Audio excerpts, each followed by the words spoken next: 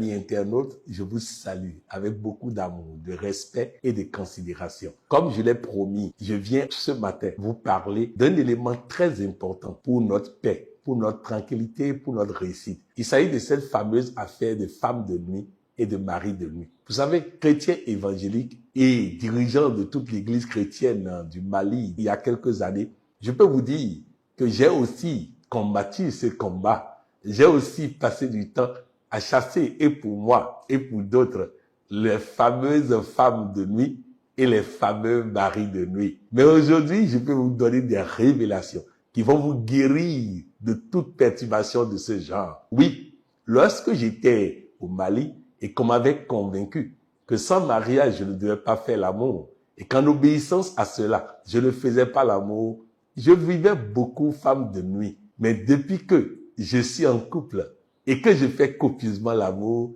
il n'y a plus jamais eu de femme de nuit dans ma vie. Qu'est-ce qu'il faut comprendre par là? Vous savez, l'être humain a été conçu avec un talent particulier, le sexe. Il est censé être utilisé pour nous garantir la santé, le bien-être, l'épanouissement. Lorsque nous n'utilisons pas le sexe, Dieu, dans sa bonté, suscite une femme imaginaire, un mari imaginaire, afin que nous aussi, on puisse ressentir le plaisir qu'il y a dedans. Alors oui, si dans ton sommeil, il t'arrive d'avoir une femme de nuit, profite copieusement pour lui faire correctement l'amour. Si t'arrive dans ton sommeil d'avoir un mari de nuit, profite correctement et fais-lui copieusement l'amour pour ne pas avoir de regrets.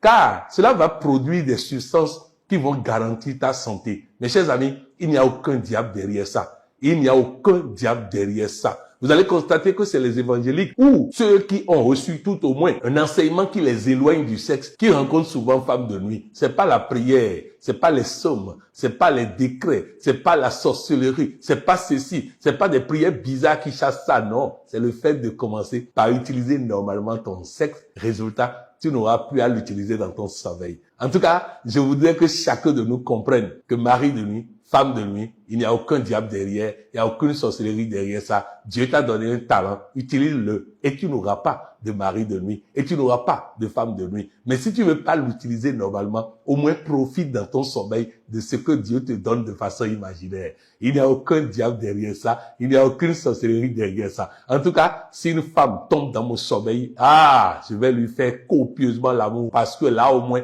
on ne me parlera pas d'infidélité. Bref, je tenais partager ça avec vous et profiter pour vous dire qu'en Côte d'Ivoire se prépare le 9e sommet mondial du coaching qui regroupera les éminents coachs que nous avons formés aux États-Unis d'Amérique, au Canada, en Europe, au travers de l'Afrique.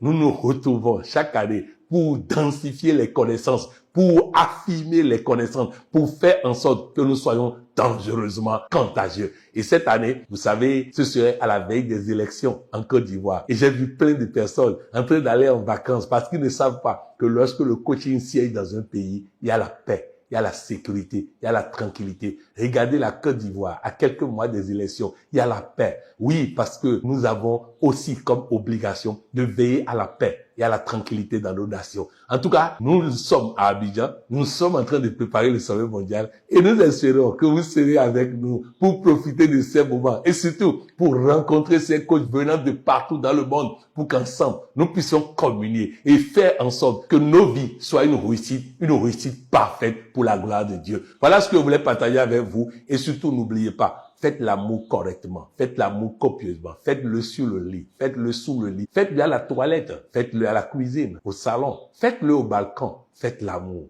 car il est mieux de faire l'amour que de faire la guerre. Je vous aime, je vous adore. C'était Patrick Amampoyon, coach et professeur émérite en